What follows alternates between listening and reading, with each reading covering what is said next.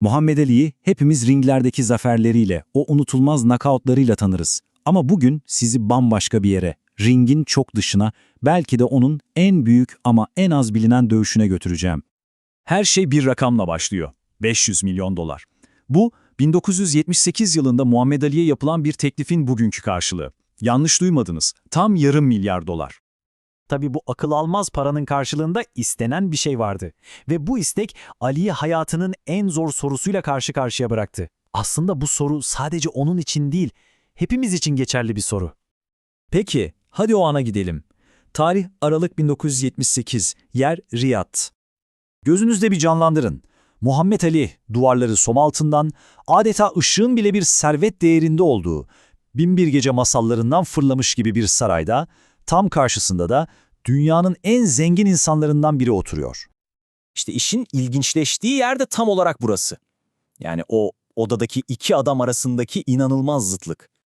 Masanın bir tarafında Suudi kralı Halit var. Servet onun için nefes alıp vermek kadar doğal. Adeta ikinci bir teni gibi. Diğer tarafta ise yaşayan bir efsane, Muhammed Ali. Ama 36 yaşında, bedeni artık yorgun düşmüş, refleksleri yavaşlamış ve en önemlisi mali durumu bitik halde. Ve işte tam bu atmosferde o hayat değiştiren teklif masaya geliyor. Kralın teklifi öyle böyle bir şey değil. Sadece para da değil. Ali'nin torunlarının torunlarına yetecek, nesiller boyu sürecek bir servet vaadi. Ama tabii ki bu inanılmaz paketin tek ve çok ağır bir şartı vardı. Şart şuydu, Muhammed Ali Amerikan vatandaşlığından vazgeçecek, pasaportunu yırtıp atacak ve Suudi Arabistan Krallığı'nın resmi bir çalışanı olacaktı. Yani sadece ülkesini değil, özgürlüğünü, kimliğini ve o dik duran sesini de satacaktı. Durumun vahametini anlamak için söylüyorum, kendi finans danışmanı bile Ali'ye yalvarıyor. Muhammed, bu parayı 100 hayat yaşasan kazanamazsın. Bırak gururu, alçak gönüllü ol ve kabul et diyerek baskı yapıyor. Ama Ali için bu mesele gurur meselesi değildi, çok daha derindi. İşte o gece Ali için uyku yoktu. İki farklı gelecek, iki farklı hayat arasında sıkışıp kalmıştı. Düşünün, Riyad çölünün o derin sessizliğine bakarken zihninde bir terazi kuruyordu. Bir kefede hayal bile edemeyeceği bir servet ve güvence, diğer kefede ise yine borçlarla boğuşmak ama kendin olarak kalabilme, inandığını söyleyebilme özgürlüğü vardı. Ertesi gün kral, Ali'nin evet diyeceğinden o kadar emindi ki teklifi daha da ballandırdı. Hatta dedi, dünyanın neresini istersen oraya senin adına dev bir cami de yaptıralım. Ona göre bu iş artık bitmişti. Aklı başında kimse bu teklifi reddetmezdi. Ama Muhammed Ali'nin vereceği cevap o altın kaplı saraydaki herkesi şok içinde bir sessizliğe gömecekti.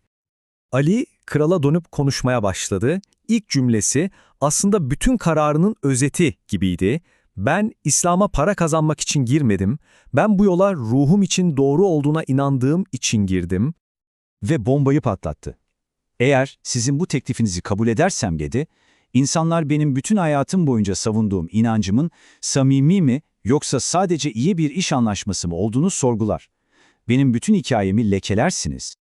İşte meselenin kalbi de buydu. Ali için Amerikalı bir Müslüman olmak vazgeçilecek bir kimlik değil, tam tersine dünyaya gösterilecek bir örnekti.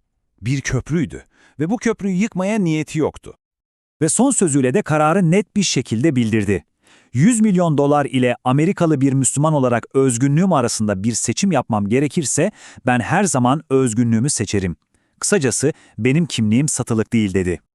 İşte bu an Muhammed Ali'nin kazandığı şampiyonluk kemerlerinden çok daha parlak ama maalesef çok daha az bilinen o büyük zaferinin hikayesidir. Bu olayı anlatan kaynakta o kadar güzel bir cümle var ki bazı zaferler ringde kazanılmaz. Bu yumrukların değil tamamen karakterin ve duruşun bir zaferiydi. O gün Muhammed Ali o parayı reddederek sadece bir serveti geri çevirmedi. İlkelerinin satılık olmadığını, karakterin parayla satın alınamayacağını herkese gösterdi. Ve bize de şunu öğretti. Bazen en güçlü mesajınız neleri kabul ettiğinizle değil, neyi reddetme gücünü gösterdiğinizle verilir. Ve bu hikaye hepimizin aklında şu can alıcı soruyu bırakıyor. Günün sonunda bizi biz yapan şey hayatımıza dahil ettiklerimiz mi, yoksa her şeye rağmen kapının dışında bırakmayı başardıklarımız mı?